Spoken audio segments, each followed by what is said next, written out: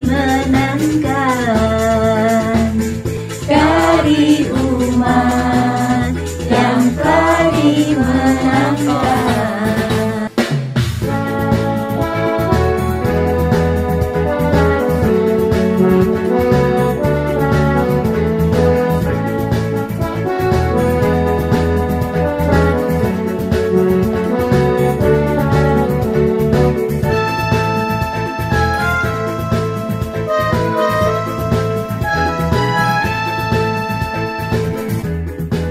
Dengan gambus dan kecapi, mari kita puji Tuhan.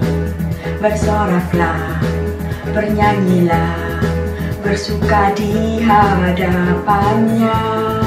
Serukanlah nama Tuhan, nama beri kemenangan. Kalau Tuhan di pihak kita, siapa lawan kita?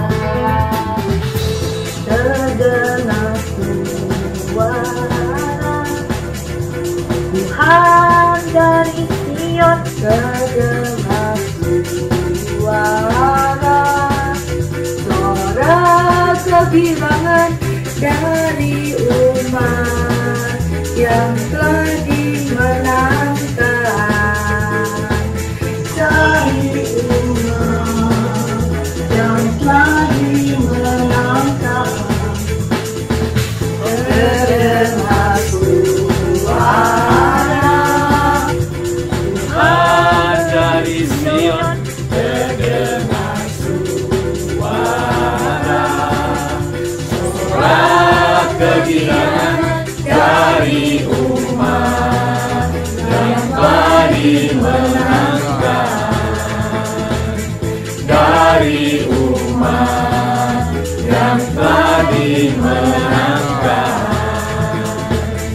Dari umat yang telah dimenangkan.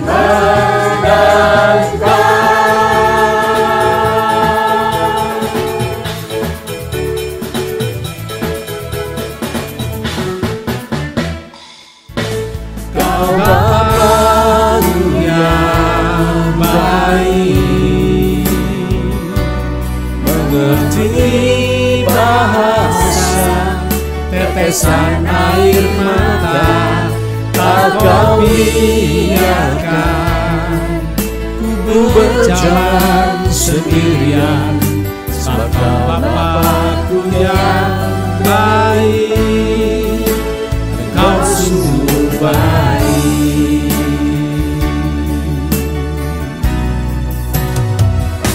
Kau Bapa-Ku yang baik, mengerti bahasa tetesan air mata, tak kau biarkan ku berjalan sendirian, sebab kau Bapa-Ku yang baik, Engkau sungguh baik.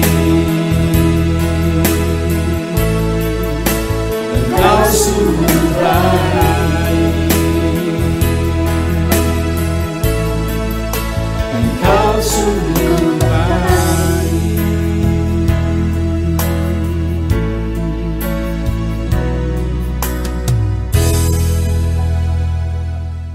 O Lord my God, of triune God, Father, the Son, and Holy Ghost, my Redeemer, of triune God, Father, the Son, and Holy Ghost. He is the Christ, wonderful Counselor. He is the Christ, the Almighty God. He is the Christ, everlasting Father. He is the Christ and Prince of Peace.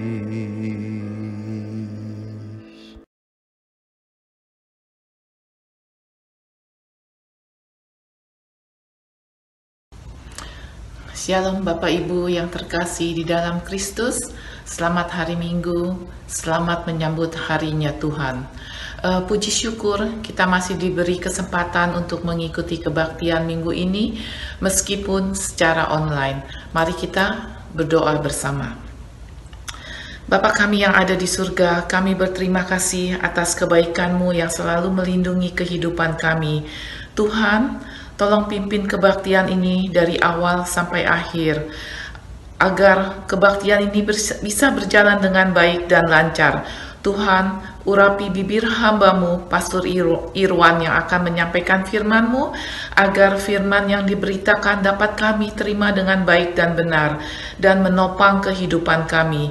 Turunlah Roh Kudus atas kami semua yang mengikuti kebaktian ini secara online, dimanapun kami berada, untuk membukakan akal budi, hati, dan pikiran kami, untuk menerima firman-Mu.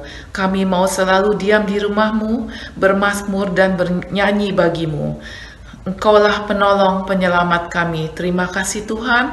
Berfirmanlah, kami anak-anak-Mu di sini siap untuk mendengarkannya. Di dalam nama Tuhan Yesus yang selalu kami sembah. Amin.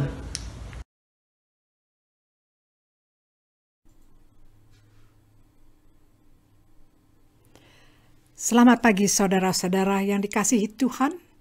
Kita sekarang berada di dalam minggu kedua bulan Januari 2021. Mungkin kita tahu orang-orang yang menderita sakit COVID atau pergumulan-pergumulan lain yang menekan. Biarlah kita tetap semangat, karena ketika kita berada di tahun yang baru ini, itulah juga bukti bahwa Tuhan tidak pernah meninggalkan kita. Hari ini saya memilih lagu-lagu himnal klasik yang telah bertahan sepanjang zaman. Marilah kita membuka kebaktian pada hari ini dengan lagu yang diciptakan di tahun 1861, tetapi masih tetap bertahan sebagai lagu favorit di seluruh gereja-gereja dunia. Suci, suci, suci. Holy, holy, holy.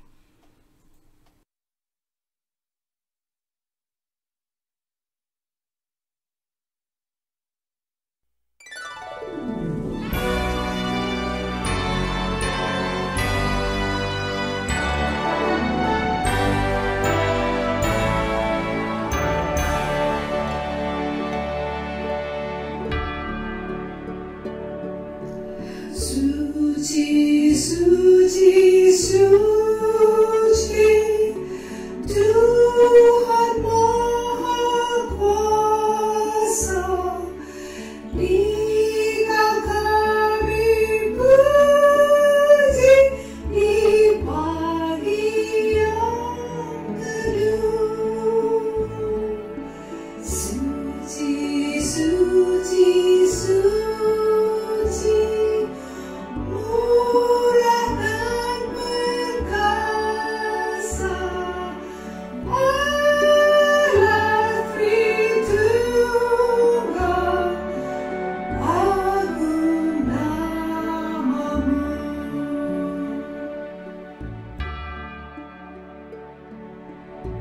Suci, suci, suci, Kau kudus tersungkur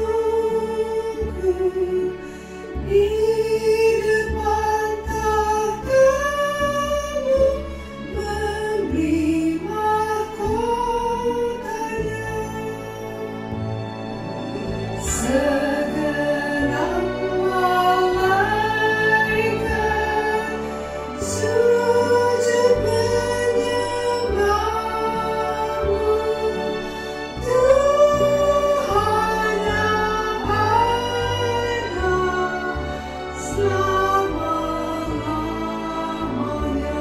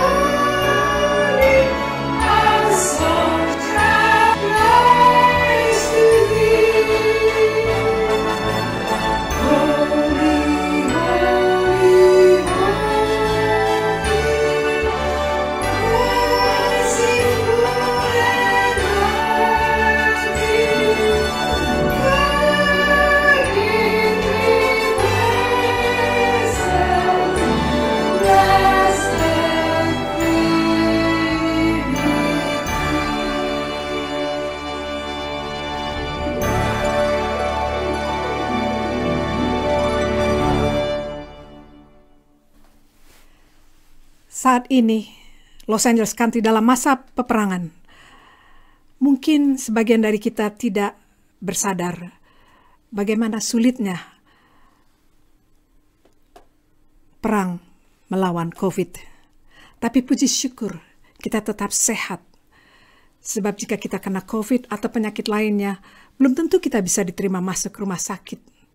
Gubernur California sudah meminta pejabat-pejabat tertinggi rumah sakit untuk memakai kantor administrasi, lobi, dan kantor-kantor lainnya sebagai rumah sakit.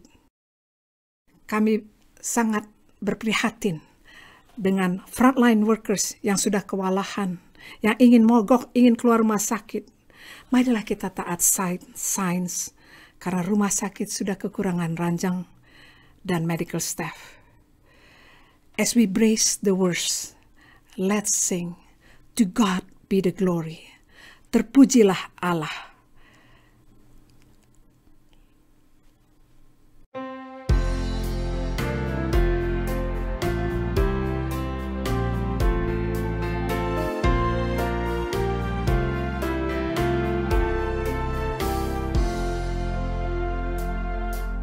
Terpujilah Allah, hikmat-Nya besar, begitu kasih-Nya untuk dunia cemar, sehingga dibilang putra kudus, mengangkat manusia serta menebus.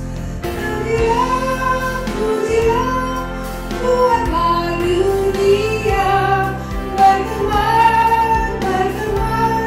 mendengar suaranya, dapatkanlah Allah demi putranya, dipuji pada rasa hikmatnya. To God be the glory, great things He has done. So loved He the world that He gave us His Son, who yielded His life an atonement for sin, and opened the light that only going. Praise the Lord, let the earth hear His voice. Praise the Lord, let the people rejoice.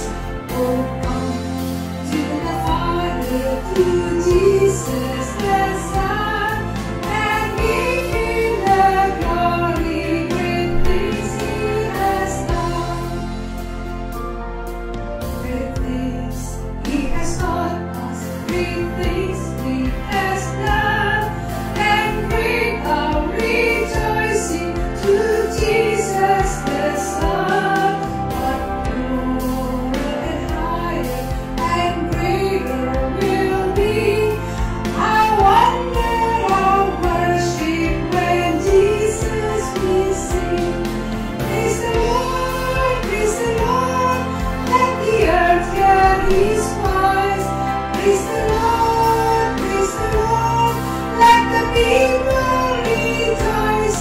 Oh, come to the Father, to Jesus the Son, and give Him the glory, great things He has done.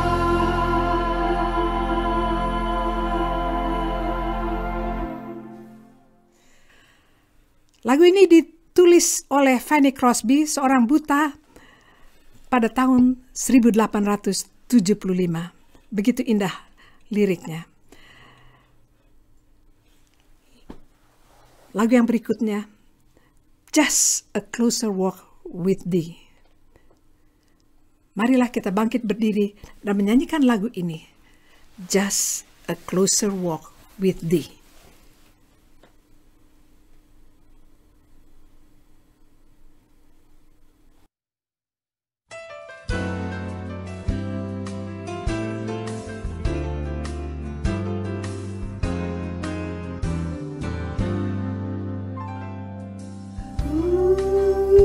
Lemah kau berkuasa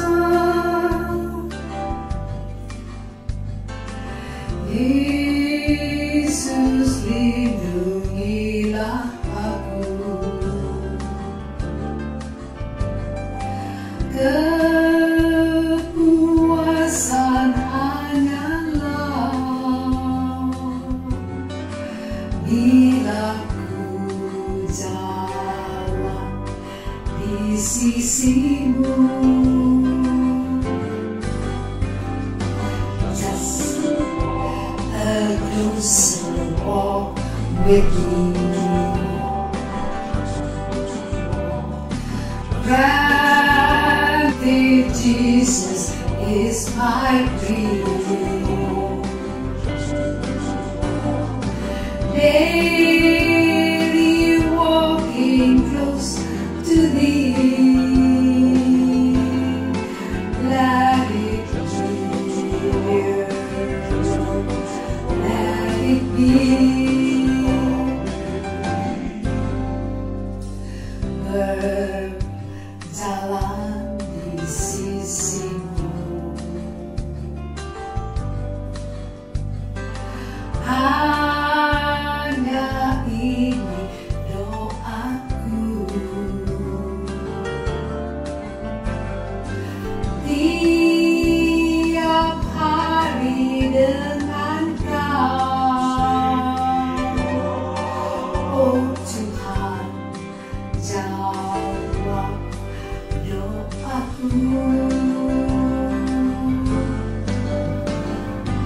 Just a closer walk with you. Granted, Jesus is my dream. Daily walking close to thee. Let it be, dear. Let it be. Just a closer walk with you. Jesus is my dream.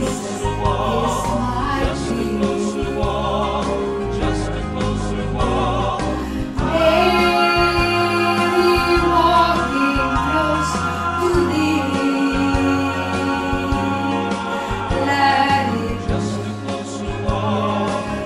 close to thee.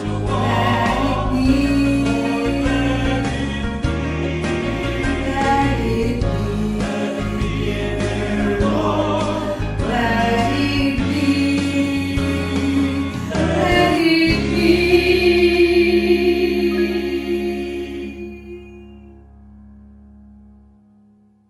Sebelum kita mendengarkan sabda Tuhan, marilah kita berdoa sejenak. Tuhan yang pemurah, yang telah menerangi kegelapan hidup kami, kami mengaku kami telah berdosa kepadamu dalam pikiran, perkataan, dan perbuatan kami. Dengan apa yang kami lakukan, dan juga dengan apa yang tidak kami lakukan. Kami seringkali gagal mengasihimu dengan segenap hati, pikiran, dan kekuatan kami. Kami seringkali gagal mengasihi sama seperti diri kami sendiri. Dalam kemurahan-Mu, ampunilah kami ya Tuhan, dan tolonglah kami, agar semakin hari kami menjadi seperti apa yang Engkau harapkan, agar kami makin mampu berjalan di jalan-Mu, dan makin memuliakan nama-Mu. Di dalam nama Tuhan Yesus, kami panjatkan doa ini. Marilah kita bersama-sama menyanyikan lagu yang terakhir, I love you Lord, ku kasihi Engkau selalu.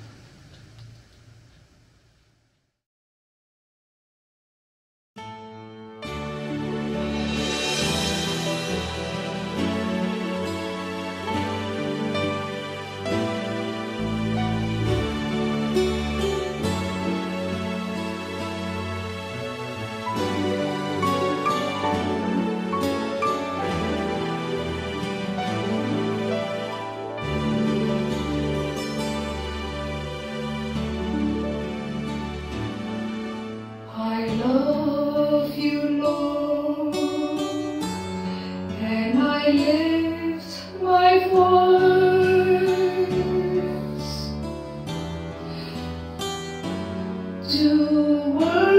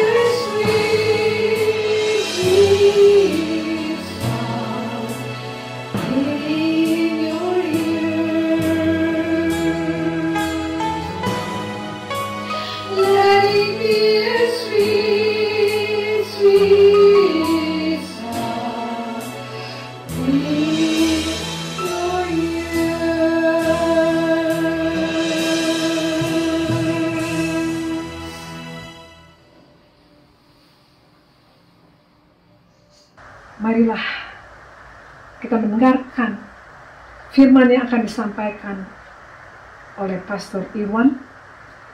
Berbahagialah mereka yang mendengarkan firman Allah dan memeliharanya. Saya persilahkan.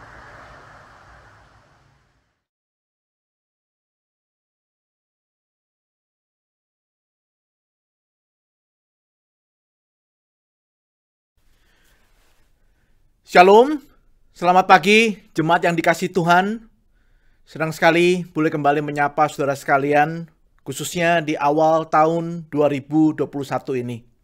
Mari sebelum kita bersama belajar dari firman Tuhan, kita bersatu di dalam doa, memohon pertolongan Tuhan untuk kita boleh belajar dari firman-Nya. Mari kita berdoa. Bapa dalam surga, kami bersyukur ya Tuhan, karena di awal tahun 2021 ini kami masih diberikan kesempatan oleh Tuhan untuk bersama-sama beribadah. Walaupun ya Tuhan, karena keadaan di sekitar kami akibat pandemi ini tidak memungkinkan kami untuk bertemu satu dengan yang lain.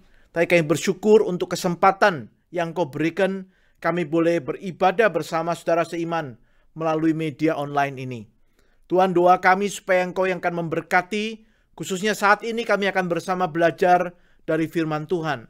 Berbicaralah kepada setiap kami, karena Engkau tahu pergumulan kami, karena Engkau tahu yang kami butuhkan, dan karena kami tahu ya Tuhan, kami sungguh-sungguh merindukan firman Tuhan, boleh menyegarkan kami, meneguhkan kami, menolong kami, menjalani hidup-hidup kami yang tidak mudah ini. Tuhan, kiranya Roh Kudus yang akan menolong kami sekalian. Berkatilah waktu depan kami, tolong hamba-Mu yang lemah dan terbatas, supaya sungguh boleh menjadi alat kemuliaan Tuhan yang mendatangkan berkat bagi jemaat-Mu. Demikian kami berdoa di dalam nama Tuhan Yesus Kristus, Juru Selamat kami yang hidup. Amin. Jemaat yang dikasihi Tuhan, saya rindu untuk bersama-sama mengajak kita belajar dari kitab Mazmur nomor yang ke-27. Kitab Mazmur nomor yang ke-27. Mari kita perhatikan bagian firman Tuhan ini. Nah, saudara, Mazmur nomor 27 secara tradisi adalah sebuah mazmur kerajaan yang dibacakan oleh dan untuk raja, biasanya dalam suasana penahbisan atau perayaan kemenangan di dalam peperangan. Nah, saudara, mari saya mengajak kita memperhatikannya. Mazmur ini kalau saudara melihat dari strukturnya bisa dibagi menjadi 4 bagian, saudara. Dan kita akan melihatnya bersama-sama mulai ayat yang pertama. Saya akan bacakan bagi kita sekalian demikian firman Tuhan. Dari Daud. Tuhan adalah terangku dan keselamatanku. Kepada siapakah aku harus takut? Tuhan adalah benteng hidupku. Terhadap siapakah aku harus gemetar? Ketika penjahat-penjahat menyerang aku untuk memakan dagingku, yakni semua lawanku dan musuhku, mereka sendirilah yang tergelincir dan jatuh. Sekalipun tentara berkemah mengepung aku, tidak takut hatiku. Sekalipun timbul peperangan melawan aku, dalam hal itu pun aku tetap percaya. Bagian yang kedua, saudara. Ayat 4. Satu hal telah kuminta kepada Tuhan, itulah yang kuingini. Diam di rumah Tuhan seumur hidupku, menyaksikan kemurahan Tuhan dan menikmati bait-Nya. Sebab Ia melindungi aku dalam pondoknya pada waktu bahaya. Ia menyembunyikan aku dalam persembunyian di kemahnya. Ia mengangkat aku ke atas gunung batu. Maka sekarang tegaklah kepalaku mengatasi musuhku sekeliling aku. Dalam kemahnya aku mau mempersembahkan korban dengan sorak-sorai. Aku mau menyanyi dan bermazmur bagi Tuhan. Bagian yang ketiga, saudara, ayat yang ke-7. Dengarlah Tuhan seruan yang kusampaikan. Kasihanilah aku dan jawablah aku. Hatiku mengikuti firman-Mu, carilah wajah-Ku, maka wajah-Mu ku cari ya Tuhan. Janganlah menyembunyikan wajah-Mu kepadaku. Janganlah menolak hamba-Mu ini dengan murka. Engkaulah pertolonganku. Janganlah membuang aku dan janganlah meninggalkan aku, ya Allah penyelamatku. Sekalipun ayahku dan ibuku meninggalkan aku, namun Tuhan menyambut aku. Tunjukkanlah jalan-Mu kepadaku ya Tuhan, dan tuntunlah aku di jalan yang rata oleh sebab seteruku. Janganlah menyerahkan aku kepada nafsu lawanku, sebab telah bangkit menyerang aku saksi-saksi dusta dan orang-orang yang bernafaskan kelaliman. Bagian terakhir, saudara, ayat 13 dan 14. Sesungguhnya aku percaya akan melihat kebaikan Tuhan di negeri orang-orang yang hidup. Nantikanlah Tuhan, kuatkanlah dan teguhkanlah hatimu. Ya, nantikanlah Tuhan. Saudara, ketika kita mengikuti pembacaan Mazmur nomor 27 ini dari awal, kita melihat bagaimana nyanyian ini menggiring kita pada satu kesimpulan yang bersifat proklamasi atau invitasi keyakinan di ayat terakhir. Daud atau penulis Mazmur ini dengan yakin di ayat 13 mengatakan, sesungguhnya aku percaya. Saudara, ini adalah suatu penekanan keyakinan yang sangat kuat. Seakan pemazmur mengatakan, benar, ini sungguh demikian. Tidak ada keraguan bagiku. Aku percaya aku akan melihat kebaikan Tuhan di dalam hidup ini. Nah, saudara, dengan kemantapan yang demikian, ia menyatakan ajakannya, himbauannya, undangannya, seruannya, agar mereka yang mendengar nyanyiannya mau mengikuti jejaknya dan sikapnya untuk menantikan Tuhan. 2 kali, saudara, di ayat 14 itu ia mengulang frase, nantikanlah Tuhan. Wait for the Lord. Mazmur juga menyelipkan frase populer, kuatkanlah dan teguhkanlah hatimu. Frase yang dipakai Musa untuk meneguhkan Yosua. Atau Yosua yang menguatkan umat Tuhan. Atau Daud yang meyakinkan Salomo, kuatkanlah dan teguhkanlah hatimu. Nah, saudara, itulah sikap yang harus dimiliki oleh setiap orang yang mengalami pergumulan di dalam kehidupannya. Setiap orang yang sedang berjuang di dalam kehidupannya, yaitu sikap yang kuat dan teguh hati, sikap yang menantikan Tuhan. Dalam bahasa asli, saudara, bahkan kata menantikan itu ada penekanan tentang menanti dengan sebuah pengharapan yang besar. Bukan cuma sekedar menunggu, tetapi menanti dengan sebuah pengharapan yang besar kepada Tuhan. Nah, setelah pagi hari ini saya ingin mengajak kita belajar tentang sikap yang penting ini. Belajar menantikan Tuhan. Sikap menantikan Tuhan itu merupakan satu tema yang sangat penting dalam kitab suci. suatu pelajaran yang sangat ditekankan bagi tiap orang yang diperkenan untuk dipakai Tuhan. Kalau saudara belajar dari perjanjian lama, saudara, kita melihat Abraham yang setelah menerima janji berkat dari Tuhan harus menantikan sedikitnya 25 tahun kemudian baru ia mendapatkan penggenapan seorang anak sebagai keturunan sah baginya, Ishak. 25 tahun menantikan janji Tuhan, saudara. Kita melihat Musa yang merasa begitu siap untuk membela bangsanya. Diminta untuk menantikan Tuhan 40 tahun. Dia menjaga gembala sebagai gembala di tanah Midian. Sebelum kemudian Tuhan memanggil dia untuk memimpin bangsanya. Waktu Musa masih usia 40 tahun dia sudah siap atau merasa siap. Tetapi Tuhan berkata, wait for the Lord. Another 40 years, 40 tahun lagi, saudara. Pada usia 80 tahun, baru Tuhan berkata, sekarang aku akan memakai engkau. Waktu Daud diurapi oleh Samuel menjadi raja menggantikan Saul, Alkitab mengatakan ia masih begitu muda, pipinya pun kemerah-merahan. Bukan berarti setelah diurapi, saudara, dia langsung menggantikan Saul menjadi raja. Dia harus menunggu bertahun-tahun kemudian. Bahkan dia harus melalui masa penantian itu dengan dikejar-kejar, mau dibunuh. Melalui masa-masa yang sulit, sampai kemudian ia sungguh-sungguh menjadi raja menggantikan Saul.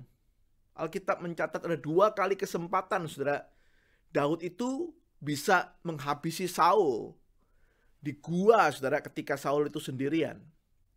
Tetapi Daud tahu persis apa artinya menantikan Tuhan. Dia berkata, ya harus menantikan Tuhan.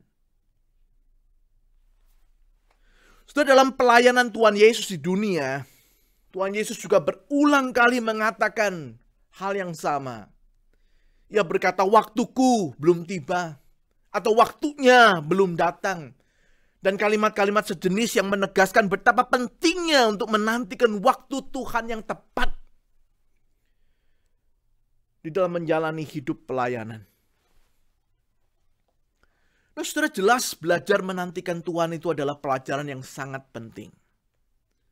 Setiap anak Tuhan, saudara dan saya harus belajar menantikan Tuhan. Apalagi di dalam zaman seperti sekarang ini, saudara.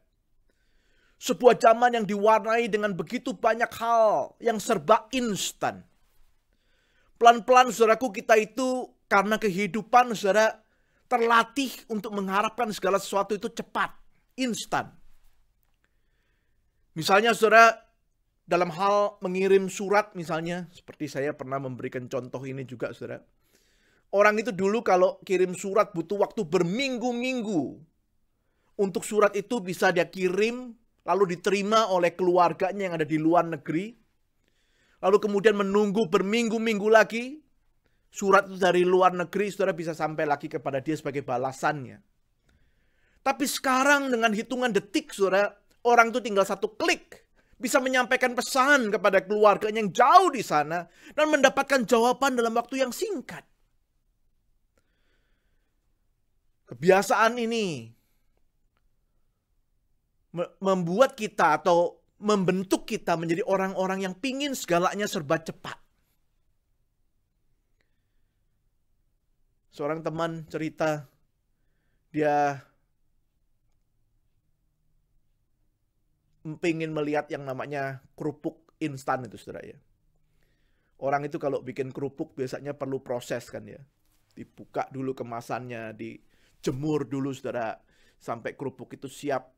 Kemudian baru dimasukkan ke minyak yang sudah dipanasin terlebih dahulu.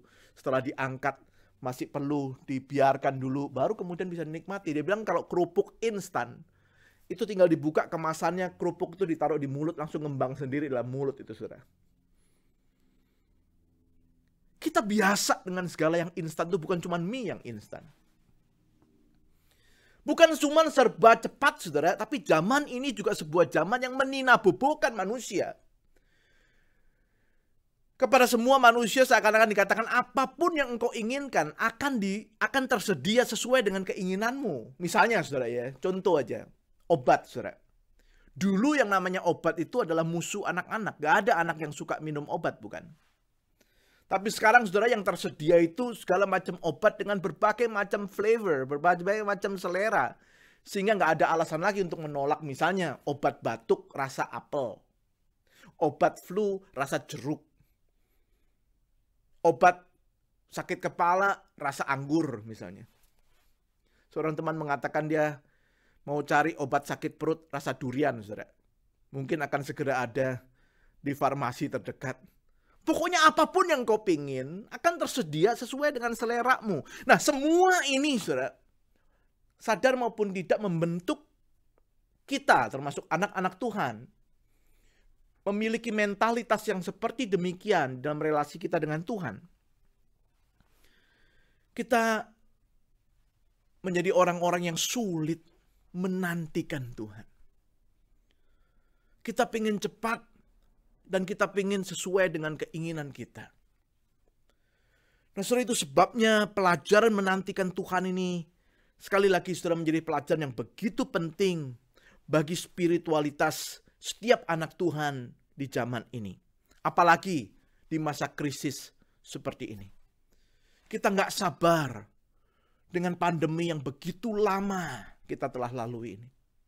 Kita pingin ini cepat selesai. Kita pingin seperti yang kita inginkan ini boleh berakhir.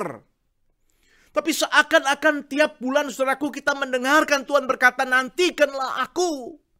Waktunya belum tiba. Nah saudara, pagi hari ini saya rindu kita belajar menantikan Tuhan. Dan Mazmur 27 saudaraku adalah Mazmur yang penting sekali. Karena pemazmur mengajak kita untuk belajar menantikan Tuhan. Melalui Mazmur ini saudaraku saya mendapatkan ada 3 rahasia penting pemazmur. 3 rahasia yang membuat pemazmur dengan mantap berkata, nantikanlah Tuhan. 3 rahasia yang menjadi keberhasilan pemazmur untuk belajar menantikan Tuhan. Dan pagi hari ini saya ajak kita belajar 3 rahasia untuk menantikan Tuhan dari pemazmur, khususnya Mazmur nomor 27 ini. Yang pertama saudara, yang saya sebut sebagai kunci keyakinan pemazmur. Kalau saudara melihat di bagian yang pertama, yaitu mulai dari ayat yang pertama sampai ayat yang ketiga saudara, kita melihat bagaimana pemazmur itu memiliki keyakinan yang mantap kepada Tuhan. Dia mengatakan misalnya saudaraku, Tuhan adalah terangku.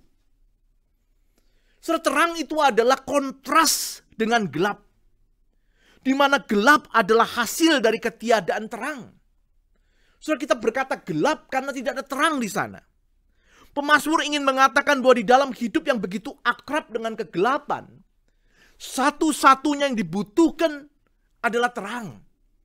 Dan dia berkata, Tuhan adalah terangku. Tuhan adalah satu-satunya yang dia butuhkan di tengah kehidupannya yang diwarnai dengan kegelapan itu. Lalu yang mengatakan lagi saudaraku di ayat yang pertama itu, bagian yang kedua dia mengatakan Tuhan adalah terangku dan keselamatanku.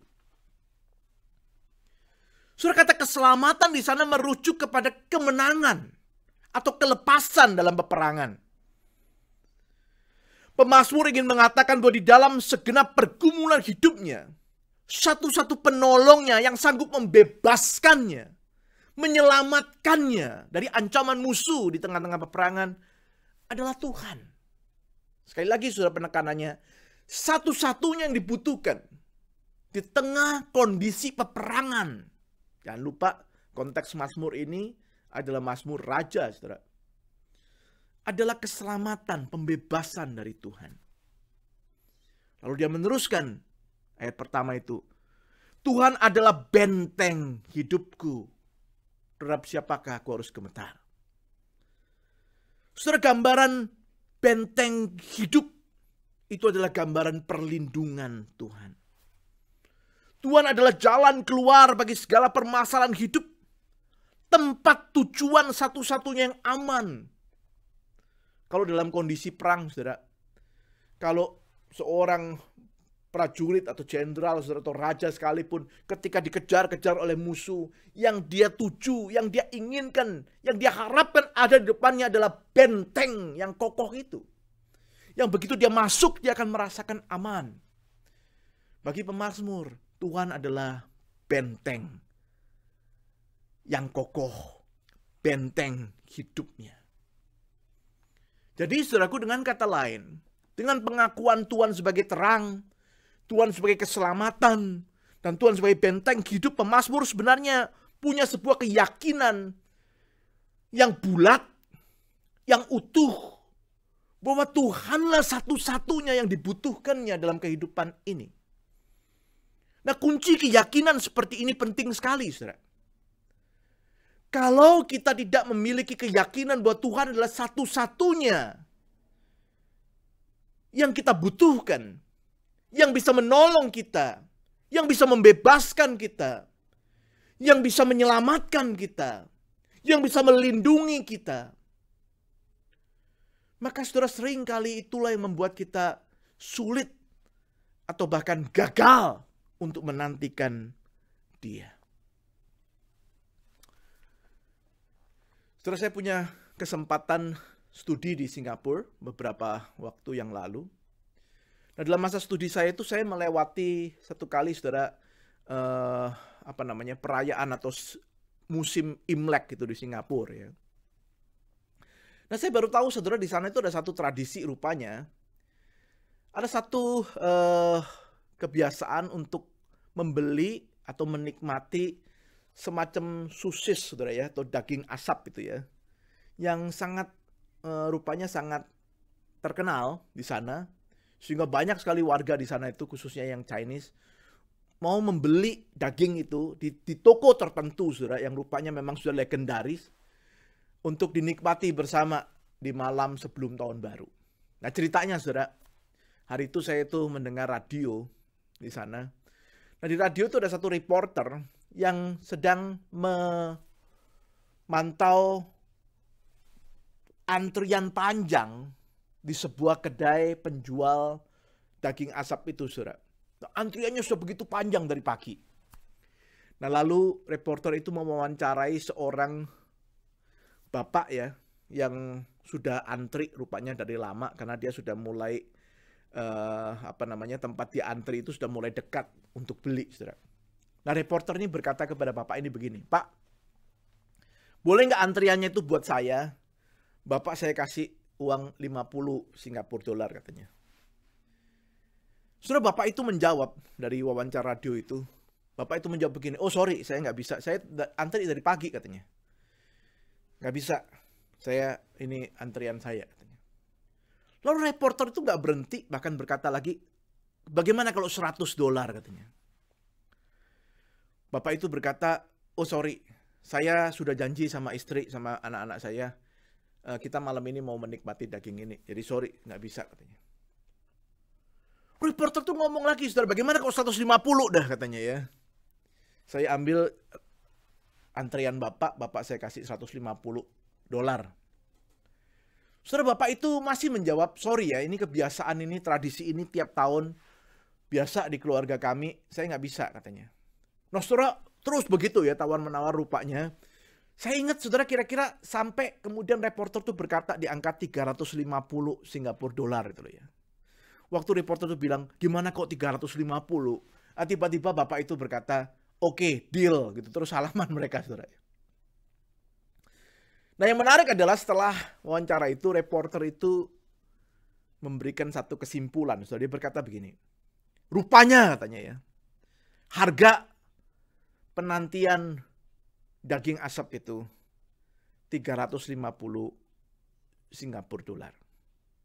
Waktu dia mengatakan seperti itu, saudara, saya tergelitik berpikir dalam hati saya, berapa harga penantian seorang anak Tuhan kepada Tuhannya.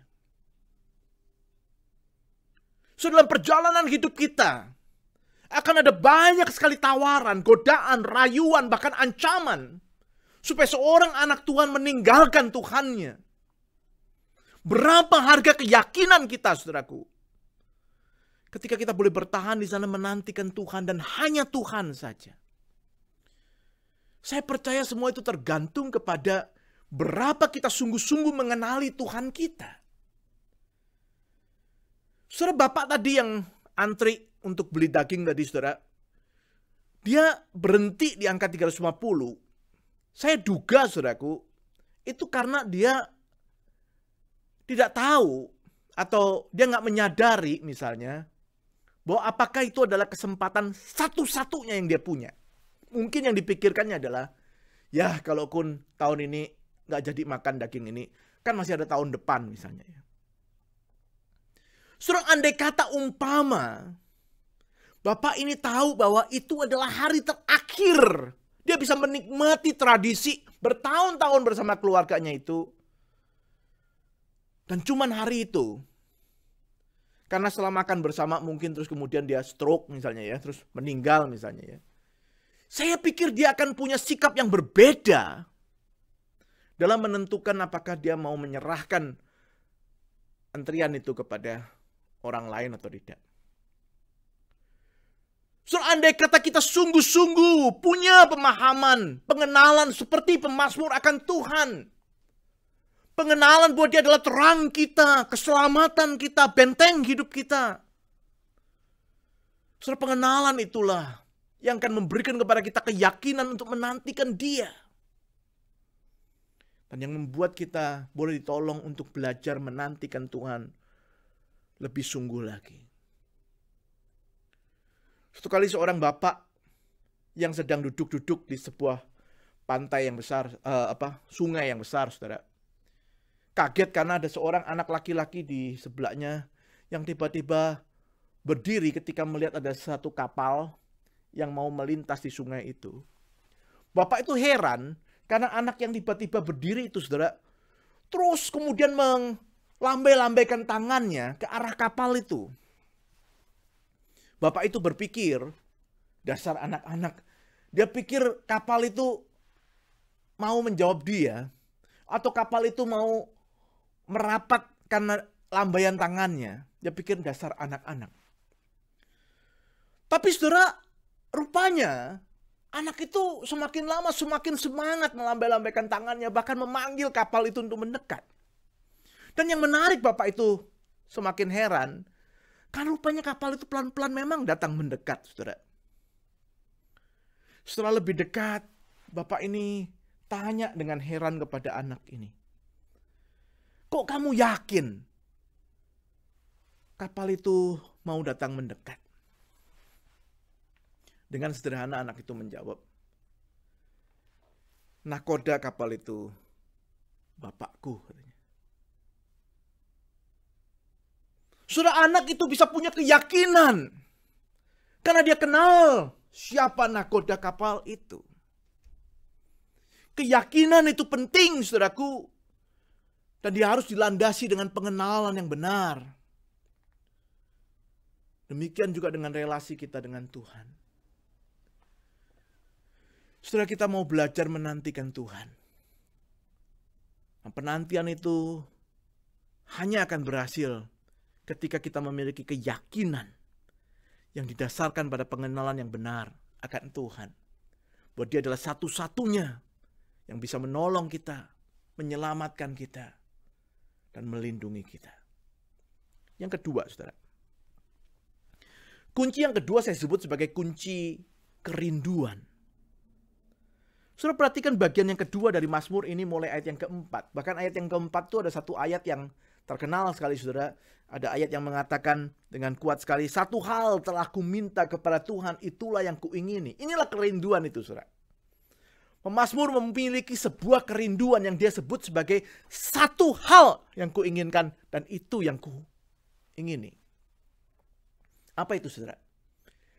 Pemazmur mengatakan kunci kerinduannya adalah tinggal di rumah Tuhan atau diam di rumah Tuhan, dwell in the house of the Lord seumur hidupku.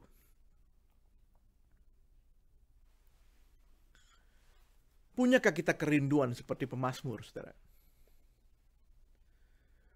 Mengapa saya katakan kerinduan inilah kunci keberhasilan pemazmur?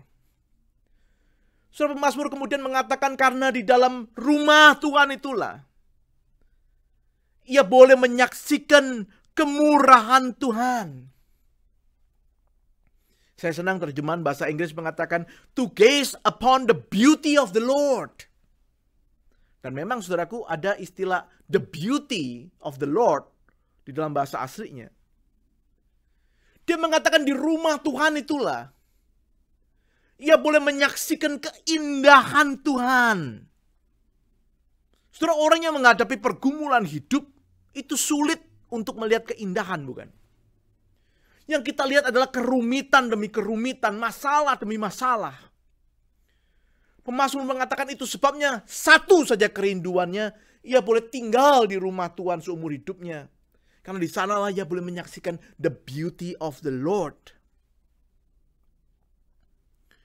The beauty of the Lord itulah yang boleh menjadikan hatinya yang kecut, bahkan pahit, diubahkan menjadi hati yang punya kesegaran dan manis. Dia melanjutkan, saudara, kemudian.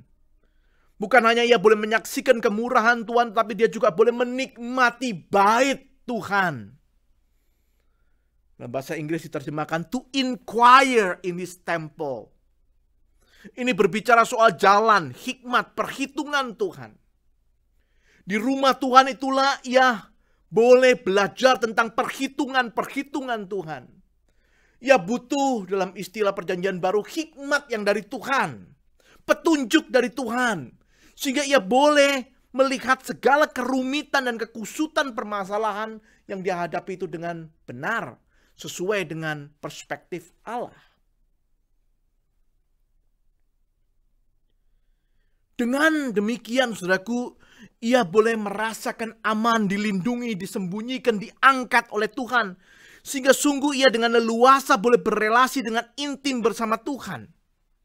Bahkan digambarkan sudah di ayat selanjutnya.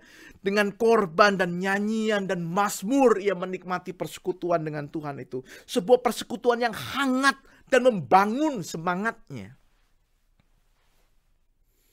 Saudara, saya percaya inilah pernyataan kerinduan yang muncul dari relasi yang intim yang telah dibangun antara Daud dengan Tuhan. Tidak heran kalau pahitnya pergumulan tidak menjadikan hatinya pahit. Getirnya realita hidup tidak menjadikan batinnya getir. Pedihnya berbagai tantangan yang menghadang juga tidak menjadikan kalbunya pedih. Karena relasinya dengan Tuhan bukan sekedar menetralisirkannya, tetapi juga mengubahnya menjadi positif. Itulah yang kemudian menjadi kekuatannya untuk menantikan Tuhan. Sebuah ilustrasi klasik, saudara. Seorang anak kecil heran melihat mamanya yang sedang merajut selembar kain. Ia bertanya apa yang sedang mamanya lakukan di atas kain itu. Mengapa ia hanya melihat simpul-simpul benang yang jelek tanpa makna dari bawah ketika ia melihat mamanya yang ada di atasnya. Dengan senyum sang mama berkata, "Nak, mama sedang membuat lukisan yang indah dengan rajutan benang ini. Dan kamu hanya bisa melihat keindahannya dari atas sini." Sembari mama itu mengangkat anaknya yang kecil itu ke atas pangkuannya. Dan anak itu pun mulai tersenyum setelah menyaksikan bagaimana dari atas, dari perspektif mamanya, dari tempat mamanya melihat, sungguh di atas kain itu ada lukisan yang indah. Saudara, kita butuh melihat dari tempat di mana Allah melihat. Hidup yang kita jalani ini bisa terlihat begitu jelek dan tidak mengenakan. Seringkali, saudaraku, hal itu adalah karena kita hanya melihatnya dari sudut yang keliru. Pandemi yang sedang kita jalani ini menjadi sebuah realita yang sungguh-sungguh tidak mengenakan. Seringkali juga karena kita melihatnya dari sudut yang keliru. Belajarlah melihat dari sudut Tuhan. Yang Alkitab katakan menjadikan segalanya indah itu. Itulah satu-satunya kekuatan kita untuk menantikan Dia. Setelah itu sebabnya di tengah pandemi ini penting sekali bagi kita untuk memelihara relasi dengan Tuhan. Milikilah hidup yang sungguh menikmati hadirat Tuhan. Kita butuh perspektif ilahi, penghiburan ilahi, dan kekuatan ilahi. Untuk kita boleh di tengah kesulitan ini belajar untuk menantikan Tuhan. Setelah kita sudah belajar 2 kunci. Kunci keyakinan bahwa Tuhan adalah satu-satunya. Dan kunci kerinduan bahwa kita butuh Tuhan, relasi yang intim dengan Tuhan yang boleh menolong kita untuk melihat apa yang terjadi dalam hidup kita dari perspektifnya. Yang ketiga, yang terakhir, yang saya sebut sebagai kunci kesetiaan. Kunci kesetiaan. Saudara, kalau membaca Mazmur ini mulai dari ayat yang ke-7, kita langsung merasakan ada nada yang berbeda di sini, saudara. Pemazmur tadi dengan yakin, dengan penuh kerinduan, menyampaikan semuanya, saudaraku, seakan-akan dia bersaksi di depan orang siapakah Tuhan itu. Tuhan adalah terangnya, Tuhan adalah keselamatannya, benteng hidupnya. Itu sebabnya dia punya kerinduan yang besar untuk selalu tinggal di dalam rumah Tuhan. Tapi tiba-tiba di ayat yang ke-7, saudaraku, ia berseru meminta Tuhan untuk mendengar dia. Ia berseru supaya Tuhan mengasihani dan menjawab dia. Perhatikan, saudara, nadanya itu menjadi nada doa permohonan kepada Tuhan. Apa yang dimohonkan, saudara? Kita melihat dia berkata agar Tuhan jangan menyembunyikan wajahnya. Agar Tuhan jangan menolak dia. Agar Tuhan jangan membuang dia. Agar Tuhan jangan meninggalkan dan menyerahkan dia.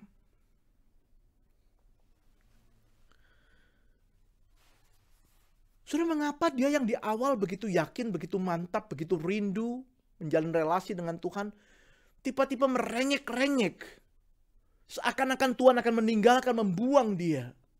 Seakan-akan Tuhan akan menyerahkan dia dan menyembunyikan wajahnya. Saudara, jangan keliru. Mari kita perhatikan lagi bagian ini, saudara. Saudara, kalimat-kalimat permohonan pemazmur yang menyayat itu, kalau kita mau perhatikan dengan teliti, sebenarnya tetap terbersit di dalamnya keyakinan pemazmur yang dalam. Misalnya, saudaraku, perhatikan di ayat yang ke-8. Dia berkata, hatiku mengikuti firman-Mu, carilah wajahku, maka wajah-Mu ku cari ya Tuhan. Saudara, undangan untuk mencari wajah Tuhan itu adalah dari Tuhan sendiri. Yang artinya, saudaraku, dia yakin bahwa Tuhan itu tidak mungkin akan bersembunyi, meninggalkan, mengabaikan dia. Karena Tuhan adalah inisiator dari tindakan mencari wajahnya itu. Bukan dia yang mencari-cari wajah Tuhan, tetapi Tuhan yang mengundang dia, meminta dia, memerintahkan dia untuk mencari wajahnya. Jadi dia yakin Tuhan tidak akan setelah menyuruh, memerintahkan untuk mencari wajahnya, lalu menyembunyikan wajahnya. Ayat yang ke-10, saudara. Mazmur dengan mantap mengatakan, sekalipun ayahku dan ibuku meninggalkan aku, namun Tuhan menyambut aku. Itulah pengalaman pemazmur bersama Tuhan. Tuhan senantiasa menyambut siapapun yang datang kepadanya. Tuhan yang mengundang adalah Tuhan yang menyambut itu.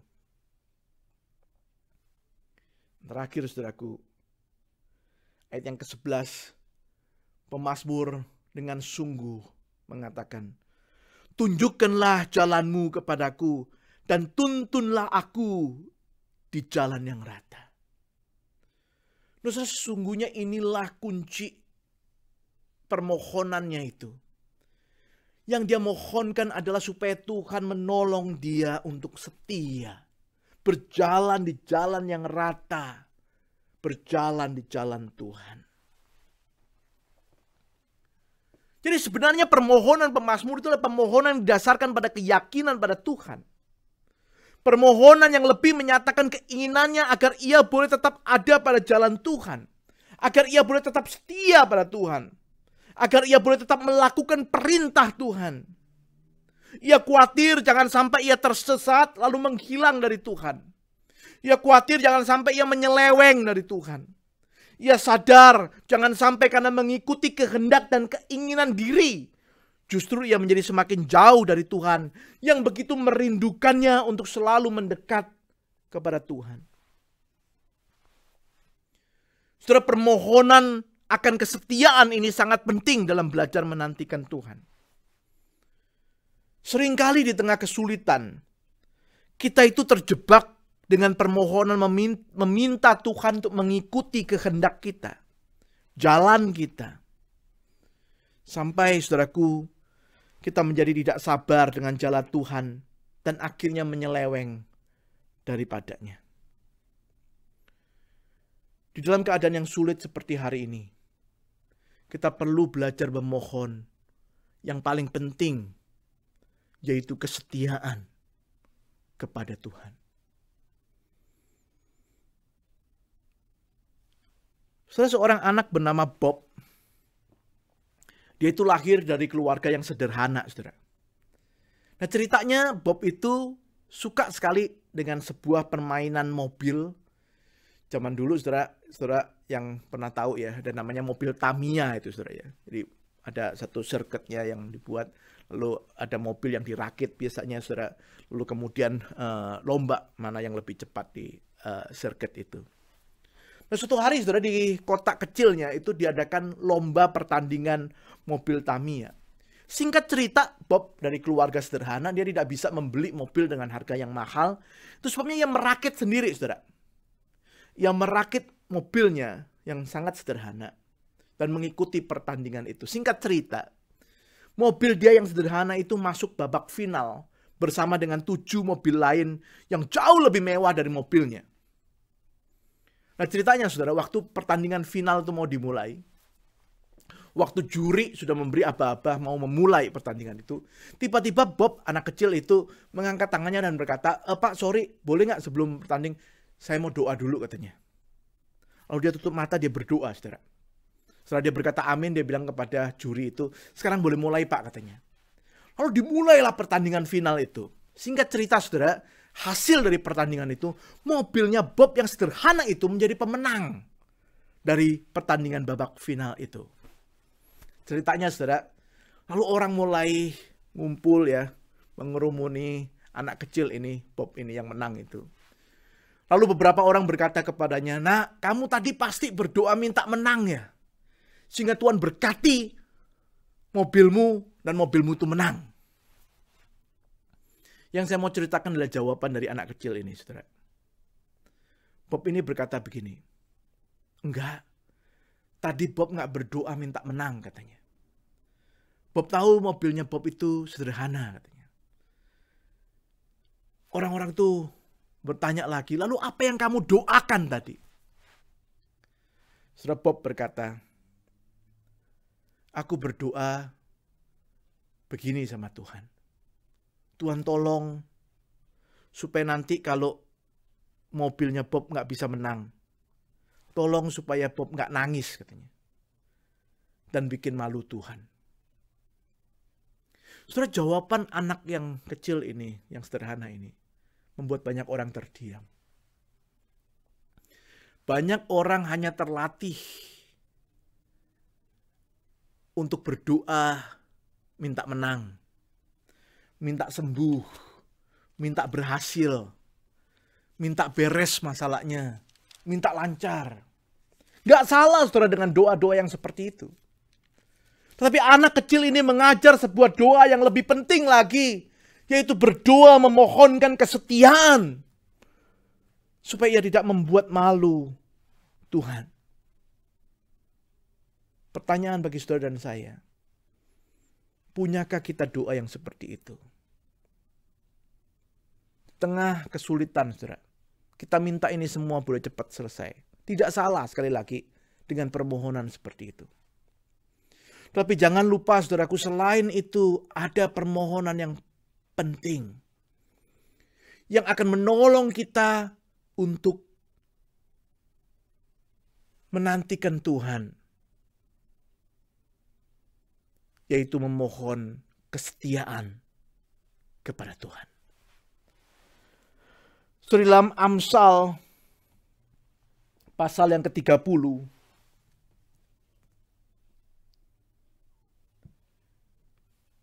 ayat yang ke-7, saudara, saya membacakan demikian firman Tuhan.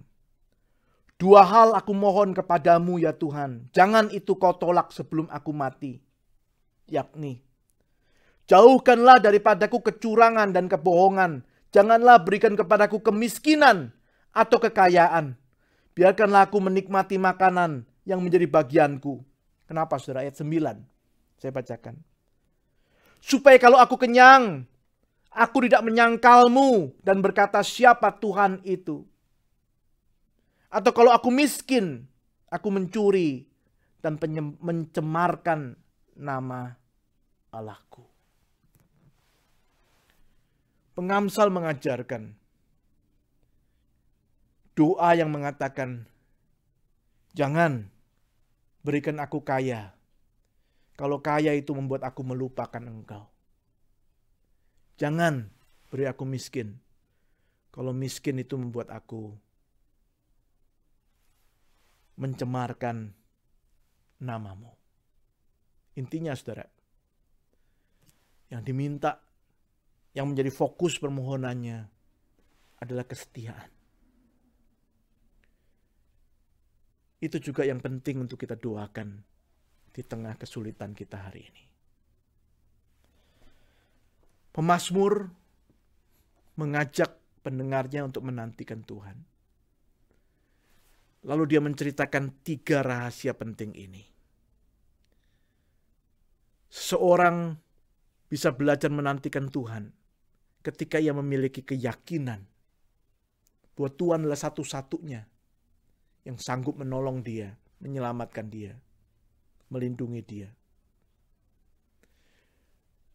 Orang bisa berhasil menantikan Tuhan ketika ia memiliki kunci kerinduan untuk selalu intim dekat dengan Tuhan, sehingga ia selalu boleh melihat segala sesuatu yang terjadi melalui perspektif Tuhan.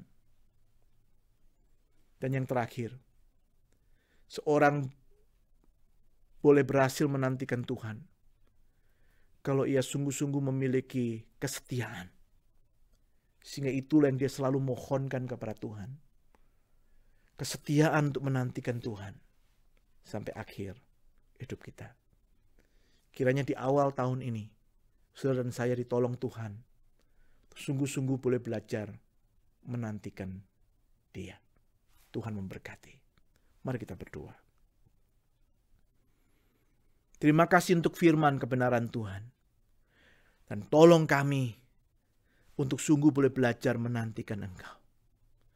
Kami sadar keadaan di sekitar kami ya Tuhan, tidak mudah, tidak enak, sulit, berat, dan mungkin ke depan masih akan lebih berat lagi.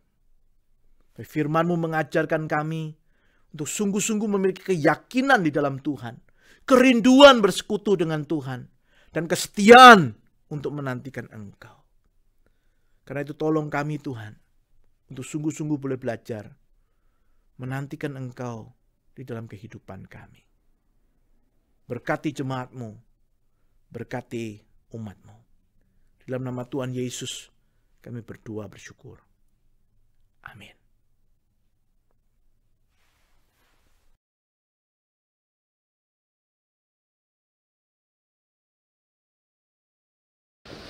Setelah kita mendengarkan firman Tuhan, marilah kita bersama-sama berdoa untuk jemaat dan gereja maupun negara. Mari saudara kita berdoa. Tuhan Allah Bapa kami dalam surga, terima kasih ya Tuhan, pada pagi ini kami masih bisa mendengarkan firman Tuhan, kami bisa menghirup udara yang begitu segar ya Tuhan. Terima kasih untuk pemberian Tuhan kepada kami semua, setiap anak-anak-Mu ya Tuhan. Tuhan, pagi ini kami teringat juga bagi saudara kami yang mengalami kurang sehat ya Tuhan. Oh Tuhan, kami tidak tahu mereka di mana, tapi mereka ya Tuhan, kami tahu ada di tangan Tuhan. Tuhan telah selalu mengawasi dan memonitor ya Tuhan setiap anak-anak-Mu ya Tuhan. Oh Tuhan, kami juga berdoa terutama untuk Tante Hermina ya Tuhan, yang mengalami sakit ya Tuhan. Biarlah kiranya Tuhan sendiri yang mau menghibur ya Tuhan hatinya. Biarlah kiranya dia berharap kepada Tuhan dan mau menyerahkan dirinya kepada Tuhan. Karena di tangan Tuhan semuanya telah diatur dengan sempurna. Oh Tuhan, terima kasih ya Tuhan. Kami juga berdoa untuk saudara-saudara kami yang masih mengalami sakit, baik sakit ginjal, baik sakit yang lain-lainnya Tuhan. Ya Tuhan, Tuhan sendiri yang akan menyembuhkan Tuhan. Beri jalan ya Tuhan, dan beri hikmat kepada kami ya Tuhan, untuk apa yang kami harus lakukan. Dan kami percaya kuasa Tuhan masih berkuasa ya Tuhan di atas diri kami masing-masing. Dan kami juga mau menyerahkan saudara-saudara kami ini ke dalam tangan Tuhan. Tuhan, kami juga berdoa untuk saudara kami yang senior ya Tuhan, yang harus menjaga diri dengan baik ya Tuhan, baik kesehatan ya Tuhan, baik menjauhkan kami daripada segala COVID ya Tuhan. Tuhan pelihara sekali lagi ya Tuhan, supaya kami diberi kekuatan dan dihindari dari segala mara bahaya. Tuhan, pada kesempatan ini ya Tuhan, kami juga berdoa untuk Maranatha ya Tuhan. Biar kiranya Maranatha juga Tuhan lindungi bagi pengurusnya Tuhan. Tuhan beri hikmat supaya mereka Tuhan dapat memimpin Maranatha Church ini menjadi suatu pelayanan yang baik ya Tuhan, di mana Tuhan bisa bekerja melalui Maranatha. Tuhan, kami juga berdoa untuk gereja induk ya Tuhan.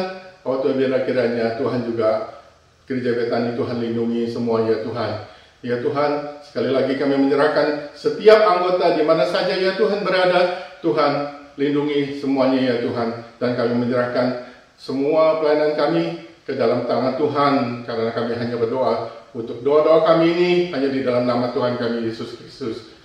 Amin. Amin.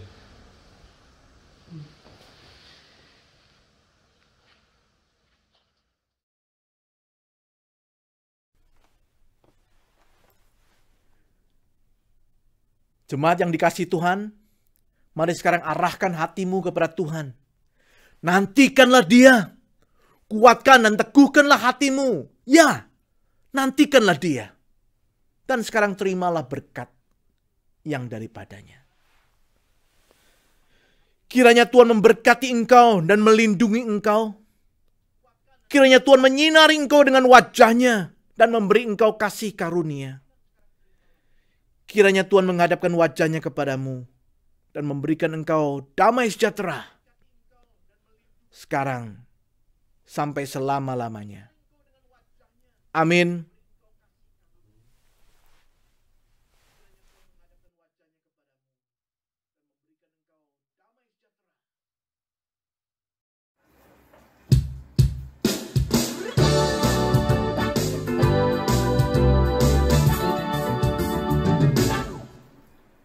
Maranatha, Maranatha, Tuhan datanglah. Persiapkanlah dirimu sambut kedatangannya. Maranatha, Maranatha, Kristus datanglah. Hari itu, hari yang kemuliaan.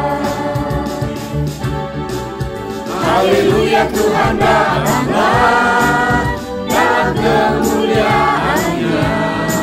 Bersama para tebusan sambut Raja, Raja. Segala suku, kaum dan bahasa nyanyi sembah Sang Raja. Ya Yesus, Maranatha datanglah. Haleluya, Tuhan datanglah dalam kemuliaan-Nya. Bersama para tebusan sambut Raja, Raja. Segala suku, kaum dan bahasa